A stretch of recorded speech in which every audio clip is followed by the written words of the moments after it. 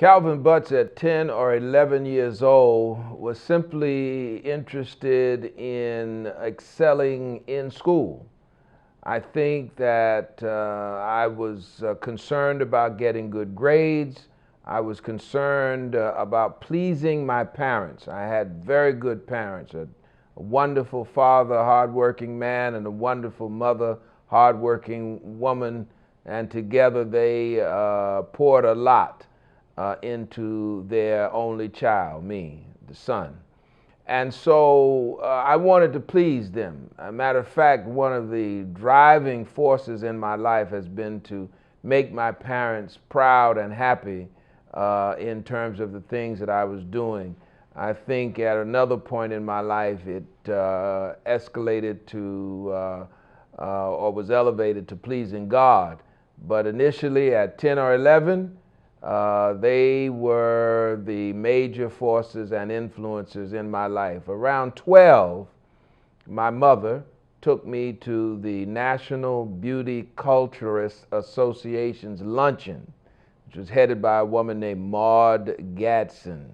And there I heard Dr. Benjamin Elijah Mays, who was their keynote speaker. And then he became a major force in my life. And it was then that I learned that my pastor, the Reverend Dr. William Unistoff Gardner, had graduated from Morehouse.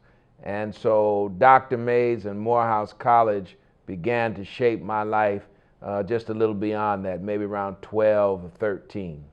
Well, both my parents came from strong families. So I think that influenced how they raised their child.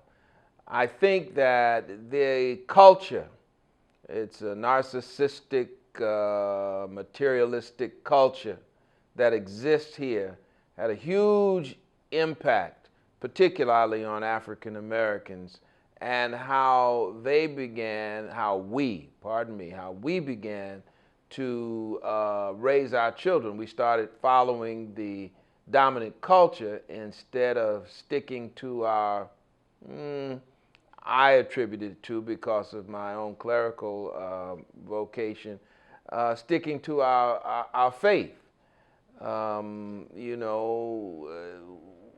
We gave America a sense of decency and respect and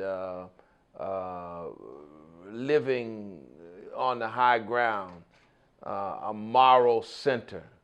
Hence Dr. King. I mean, we all have our shortcomings, of course, but the whole nonviolent direct action movement was built on nonviolence. It was built on respect for all humanity. It was built around, he came from a strong family, strong father, strong mother. It was built around family. And of course, our families were so disrupted by, well, slavery and discrimination and racism that parents like mine and yours strove to make sure that that spiritual core was still there. But many of our younger men and women didn't find that in their parents. And I'm speaking about in the African American community that began to follow the culture and pattern of, for lack of a better term, white folk. I don't believe in race necessarily, but and they didn't. They lost the spiritual center. They lost the spiritual core. They grew up just like some of the young white people, talking back to their parents, and the parents, you and I are on the same page. I would rather endure a spanking than to have my parents express disappointment. But the spanking also was there.